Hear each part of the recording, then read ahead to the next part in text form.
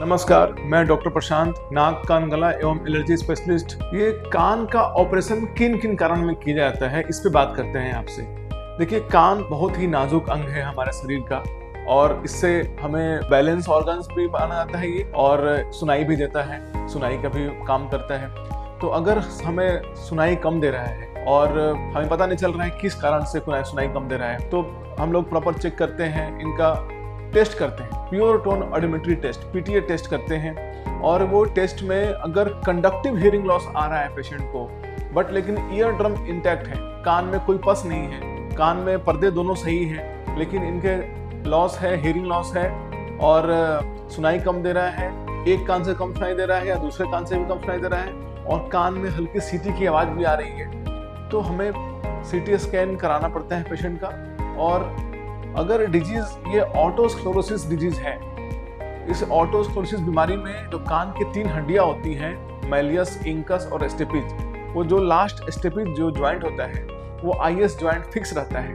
वो फिक्स हो जाता है, उसमें मूवमेंट नहीं होता है, उसमें कैल्शियम डिपोजिशन हो जाता है। तो हमें उसको सर्जरी के द्वारा उसको हमें स्टेपिज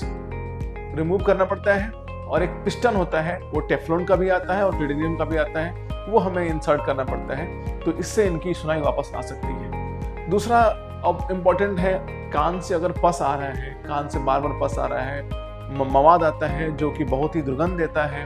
और सीटी स्कैन कराने के बाद मालूम चलता है कि इनको कोलेस्टेटोमा है। ये कोलेस्टेटोमा में पेशेंट का जो कान की हड्डियाँ होती हैं वो गल जाती है, उसमें कुछ ऐसे एंजाइम्स रिलीज होते हैं जो हड्डियों को गला देते हैं, जिससे कि खतरा इनके ब्रेन तक भी इन्फेक्शन जाने का डर रहता है। वैसे कंडीशन में फिर हमें इनके कान का ऑपरेशन करना पड़ता है। तीसरा कारण है कान के पर्दे में सुराख हो जाना, चाहे किसी वजह से, बचपन से भी जुकाम है, कोल्ड है, उसके वजह से नाक कान से पस आना लगा और धीरे धीरे कान के पर्दे में सुराख हो गया और उससे आपका सुनाई कम दे रहा है, कान में भारीपन लग रहा है, साए साए कान में आवाज़ बज रही है, तो ऐसे कंडीशन में एक सिंपल टिम्पेनोप्लास्टी ऑपरेशन करते हैं और मरीज का समस्या का समाधान हो जाता है। तो ये तो मुख्य कारण है ऑपरेशन के लिए। चौथा कारण है, आजकल लोगों को डायबिटीज वाले मरीजों में,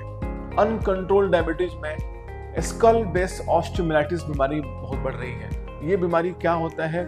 आपका अगर इम्यूनिटी सिस्टम लो है, डायबिटीज कंट्रोल में नहीं है, तो उसके वजह से आपके कान में पस बनने लगता है और वो पस ठीक नहीं होता है और काफ़ी दर्द रहता है, मरीज को रात रात भर दर्द रहता है, कान से हल्का हल्का पस आता है। हम उनका जांच करने के लिए भेजते हैं और उसमें सीडोमोनास ग्रोथ आता है, सीटी स्कैन कराते हैं, उसमें डिजीज दिखता है, तो फिर उसमें सर्जरी की जरूरत पड़ती है और वो स्कल बेस ऑस्टियोमाइलाइटिस का ट्रीटमेंट थोड़ा लंबा चलता है, बट मरीज को राहत मिल जाती है। धन्यवाद।